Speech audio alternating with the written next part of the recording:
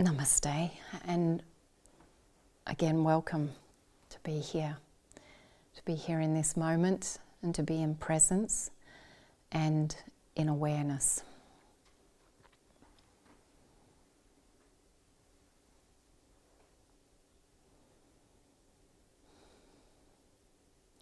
So this evening we're reflecting on peace and unity, which is probably a very relevant theme for us to contemplate now. I'm sure everyone who is here joining in this evening would acknowledge and recognise that we seem to be facing quite tumultuous times.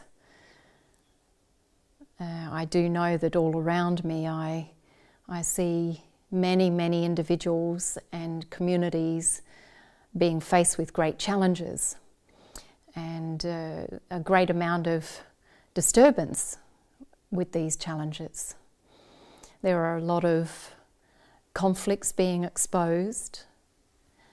Whatever is in discord with our true nature, whether it's individually the beliefs we hold or collectively the systems we've adhered to and our belief systems that drive those, we're definitely experiencing an acceleration of conflicting forces and energies.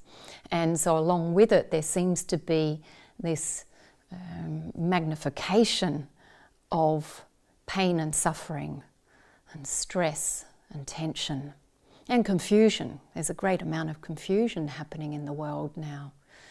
And so inevitably, we all think more deeply about peace and freedom.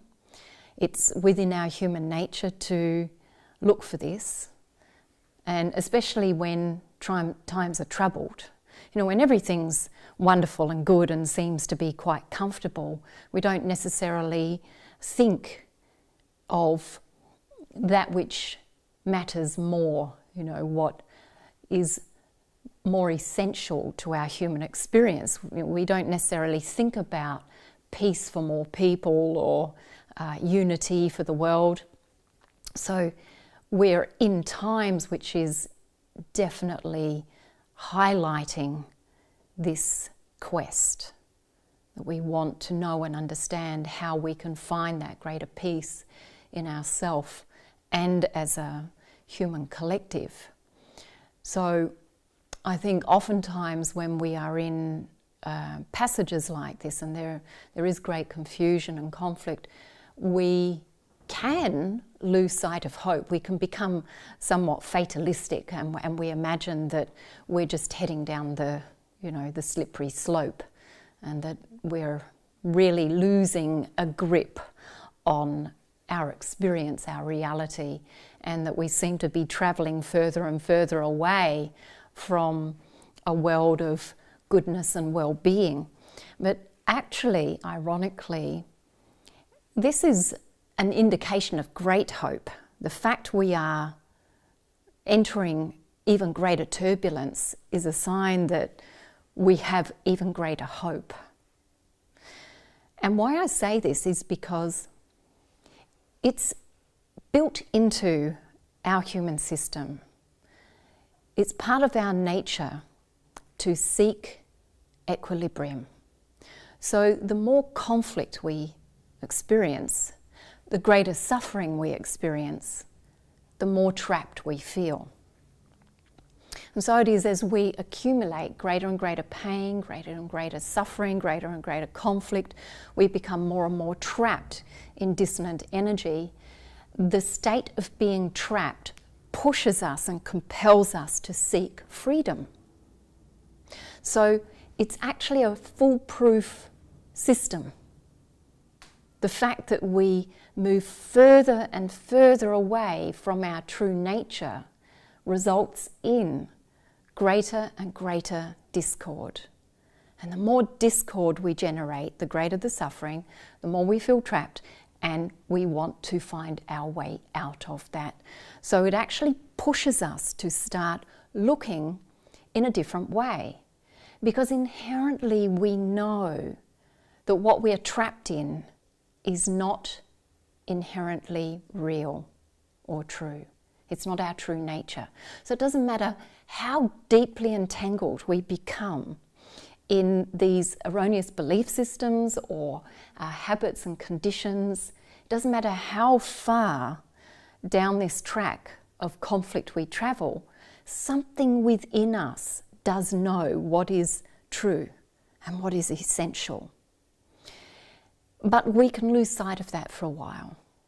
We forget for a while because we become so distracted. We become so lost in all these external activities and external ideas. But the fact remains that we are designed in such a way that we cannot operate in dissonance. For little periods we can, but ultimately existence is designed to constantly restore a state of equilibrium, to find its status quo, to find its balance. And so for the human, psychologically, it means that we're actually always looking for consistency. Consistency between our inner experience and what we consider to be our outer experience. So if what's going on inwardly doesn't find harmony or resonance and doesn't match with what's going on outwardly, we experience conflict. We don't experience consistency. So it's part of our psychological design to then seek out consistency. And that means that once we are faced with a greater load of suffering and conflict, we actually have to seek that consistency in a different way. So although we see that we keep looking for answers in the wrong way, collectively, we're looking outside, it's actually generating so much suffering that it pushes us to a point where we have no choice but to look in a different direction.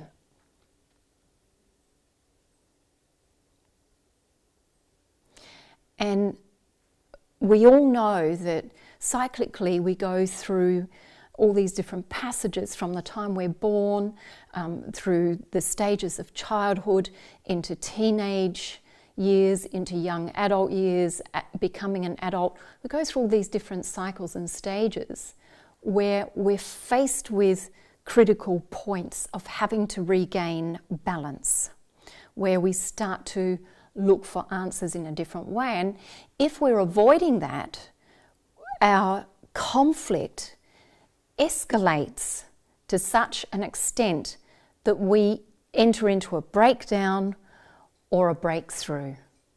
So either we start to collapse because we can no longer sustain such a dissonant state, or life collapses around us. And that's what's happening in the world now, isn't it? If you look at your own individual experience, you can see that the things which are operating against your true nature, which are not a state of resonance, are being pushed to the surface. And so in this way, you're feeling as if you are far away from peace. So collectively, we're seeing everything that is in dissonance is being dredged up to the surface. Everything that opposes our true nature is being exposed. So here we are thinking that things are getting worse, that we're not going to be able to find our way out. But as I commented right at the beginning, actually this is a foolproof mechanism because we cannot sustain a dissonant state. We are equilibrium-seeking beings. We're going to seek a balance between our inner realm and our outer realm.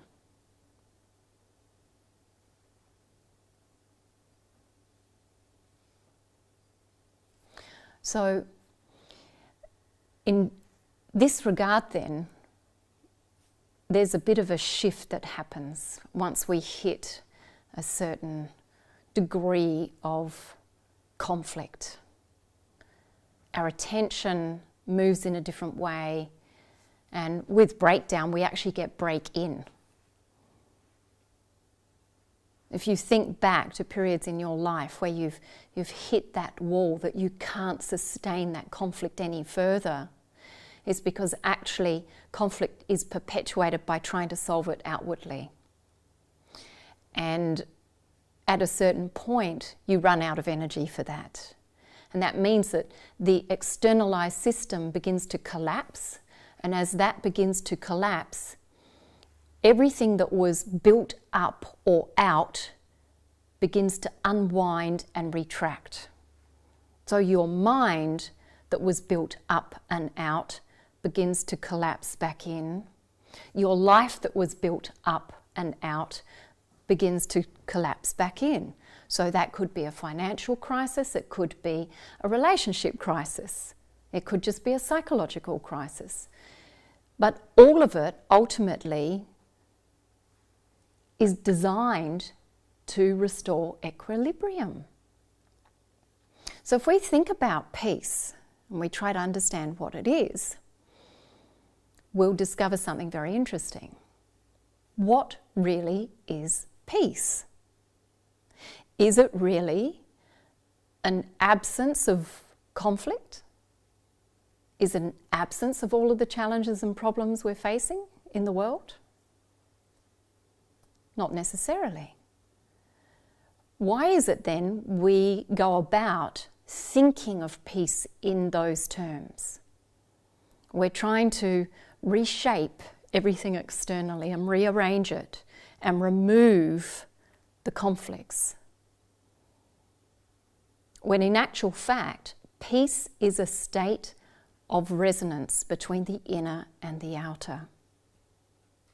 And I'm talking about peace in subjective terms, okay? When we talk about the world as we experience it, as a lived experience. But there's another level of peace. This other level of peace is not subjective. So actually as humans, we can encounter peace in different ways. We can experience it in a subjective way, trying to find that resonance between inner and outer, or we can discover it in a totally different way. So at the beginning of the talk, what we did was momentarily suspended our attention on the typical external occupation of our thinking, our thoughts. We momentarily suspended that, and we restored an inner focus. Now, as we restore that and we bring our attention into this inner realm, the innermost realm, not thinking, but inner presence, we make contact with inherent peace. And that is what underlies everything. So the subjective experience actually doesn't matter when we make contact with that. It doesn't matter where we are or what is happening. If we restore our innermost presence and we can regain a state that is purely awareness and consciousness, we become the eye of the storm. We experience the underlying, inherent, intrinsic quality of timeless self and timeless existence. That inherent quality is pre-form. It is pre-dualistic experience. So it's actually the glue that holds everything together. It's the space in which everything rises and falls. So that means it is not good or bad, light or dark, positive or negative. It is transcendent of all of that. So if we can restore our connection with this, we transcend all subjective experience and we can know true peace no matter where we are, no matter what is happening. The thing is, however, that is very, very difficult for most humans to acquire. To really enter that state is very difficult because we have been occupying this mental realm so deeply, we are so entangled and immersed in the mental realm and the physical realm and how we interpret and how we perceive and how we interact with our manifest realm that it takes a lot of work to calm that down enough, to disentangle enough to be able to get a deep, restored state of inner connection. So this is why I want to talk about 3 different aspects of peace as a human encounter. So the first one I was referring to was this capacity to find a consistency between inner and outer. And what I'm talking about there is your inner beliefs compared to what is happening outwardly. So if your inner beliefs do not match what you're facing outwardly, you will constantly be in conflict. And it doesn't matter where you got those beliefs from. They can be as illusory or erroneous as ever. And it doesn't matter because you hold them as if they are true, as if they are real. And you use them as your map, as your lens to view and experience the rest of the world. But if the world is showing up in a different way and is countering your beliefs, you are not going to feel peace. So, this has a lot to do with our conditioned experience. It has a lot to do with how we have manipulated our experience. We have travelled upstream, counter current. We are going against our true nature. We have lost contact with the natural order of ourself. So we're not having a relationship in harmony with our natural makeup, with ourself as natural human beings, part of the natural world of earth. And then the third aspect, as I said, is pure consciousness itself. This is really important to understand because we then have 3 different ways in which we can begin to restore peace. One is if we understand our beliefs are directly affecting the way we experience resonance or consistency between inner and outer, we can start to address our beliefs. You are the one that has control over your beliefs. No one else. There's great hope in that. So if you begin to reassess your beliefs and consider them in relation to what you see outside of yourself, you might start to find a better relationship between those two. You can begin to surrender some beliefs that are counter your outward reality. You can also begin to restore a more natural relationship with yourself and the world. Begin to consider what is true in nature and what is fabricated, what is essential, what is not essential. So peace then can be considered actually quality. It is a quality of being. So when you are feeling peaceful, it's because you experience a deep sense of quality and a resonance of quality from within yourself to what is happening around you externally. But the ultimate quality is that which cannot be affected or changed by any of this transient phenomenon. Because your beliefs are transient, guess what? You think they're fixed, but they're not. You didn't have those beliefs when you were born. Oh, you might have come in with some. But they're not fixed. They were something adopted. And they can and they will be dropped. They can and they will change. The external experience you're having also is ephemeral. It can and it will change. The one thing that is not changing is your essential beingness, consciousness itself. So once we restore a connection with consciousness, then it doesn't matter actually what is happening externally. We begin to see things as they truly are. And so if we see things as they truly are, we start to have a different relationship with ourselves and the world around us. We begin to see that we are actually not as separate as we thought we were. And that's fundamental to restoring peace and unity in this world. So the greater dissonance we're feeling is because we're occupying this belief of separation.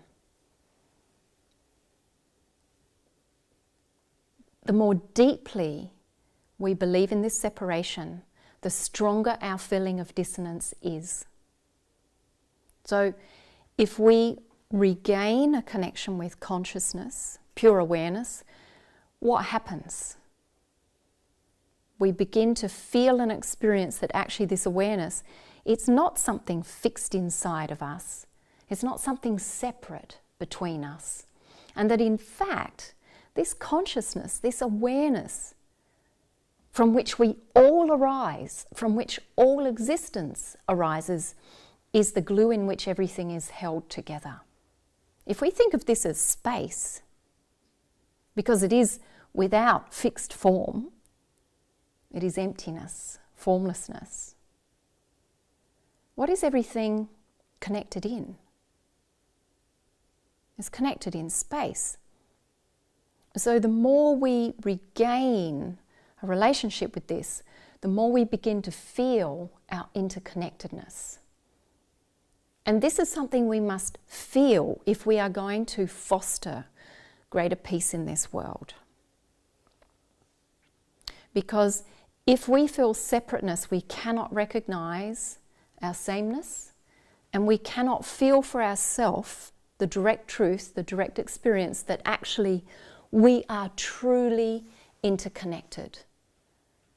We are not separate.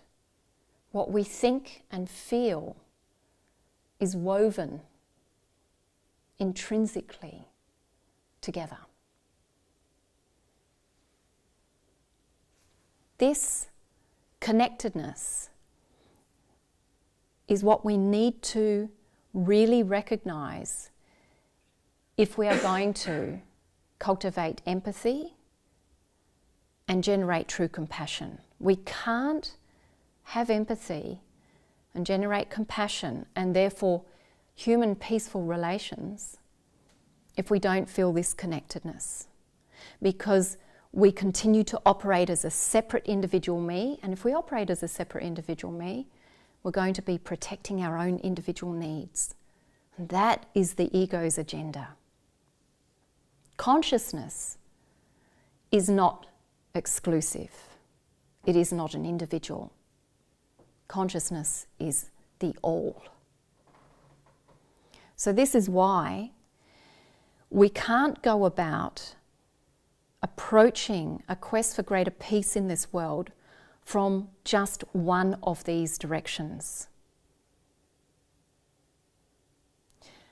I understand that spiritually, oftentimes it is taught that, oh, well, if you just focus on consciousness and, withdraw your senses from the world and, debate that, well, you're not your body, your mind, you are consciousness, that somehow magically everything will be restored. But the truth is we are still having this human experience, we are still having a subjective experience, we're still going to be a mechanism looking for consistency between inner and outer, and we are an interactive experience. We are interconnected. So the two strongest practices for us to begin building peace in this world are to restore our natural relationship with ourself, with each other and the world, and with our inner connectedness.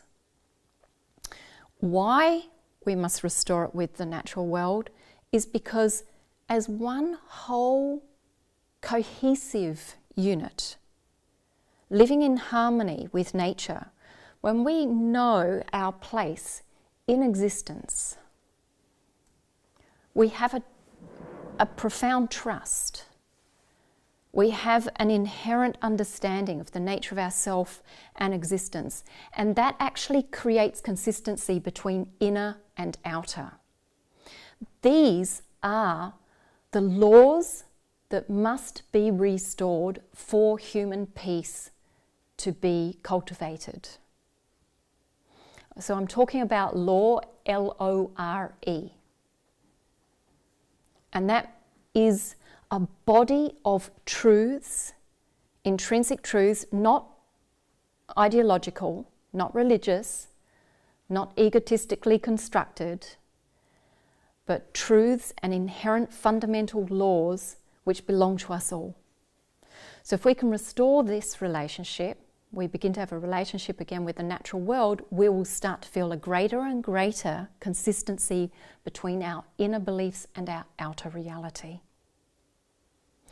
And when we find a greater consistency, we're able to experience a greater state of resonance and harmony and calm.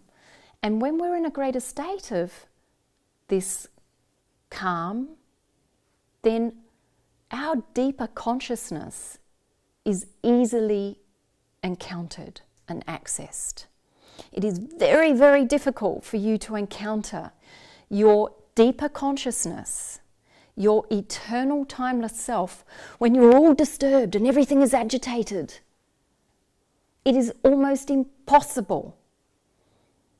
You must undergo a process of calming down your system, your lived experience, before you can make a deep, direct contact with your transcendent self, with consciousness.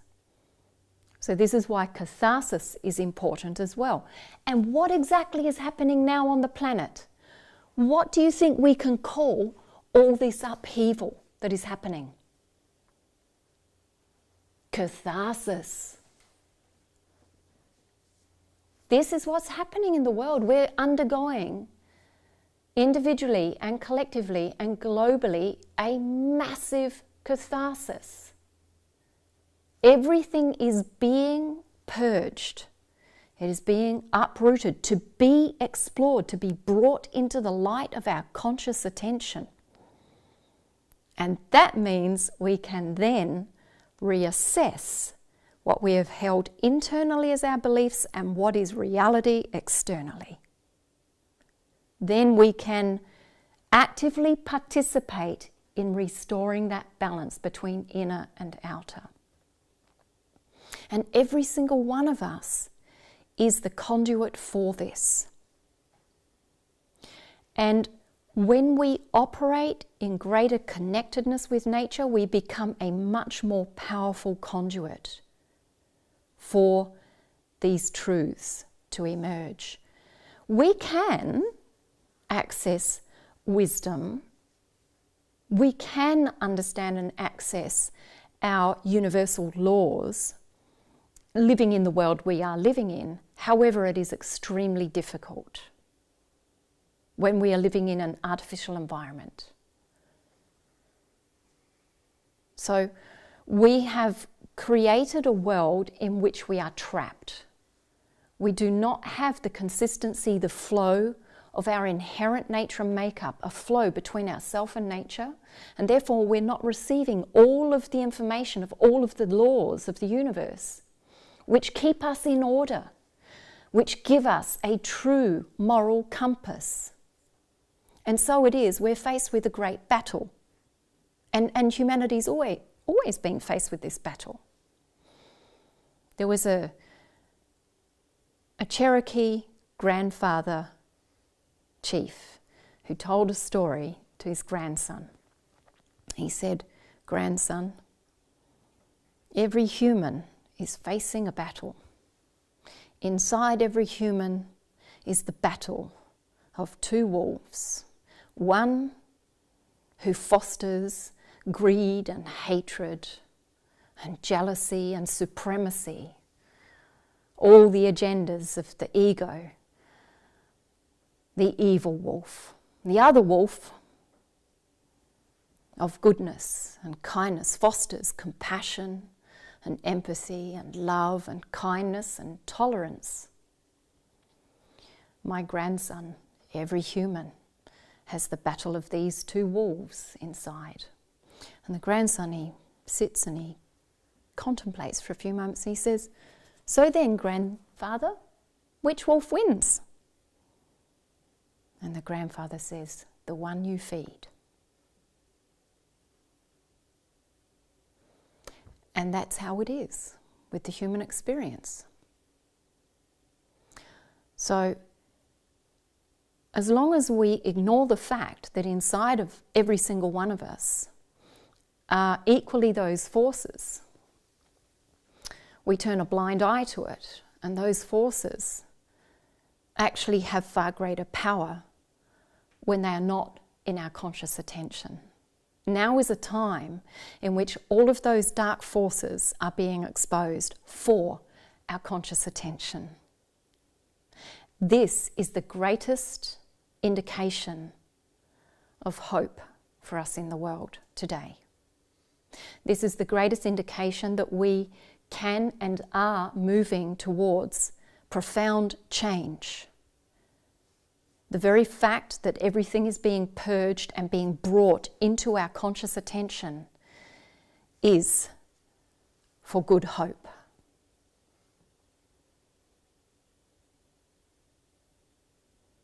We are designed to restore balance.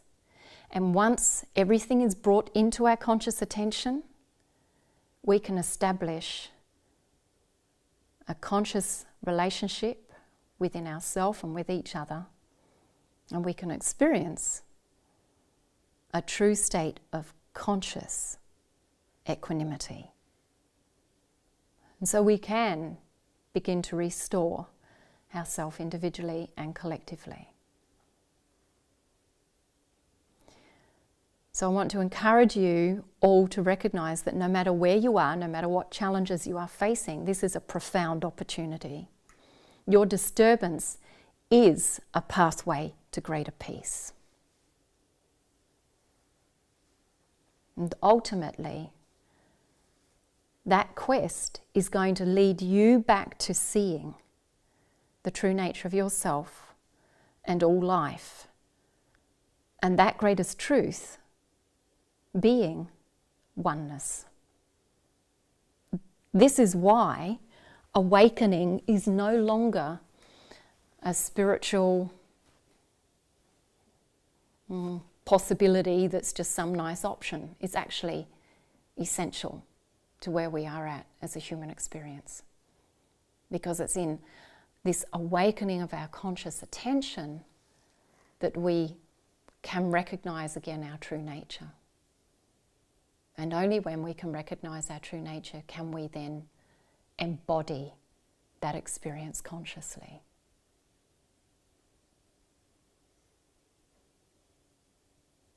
And that's up to every single one of us. We are all the instrument for this.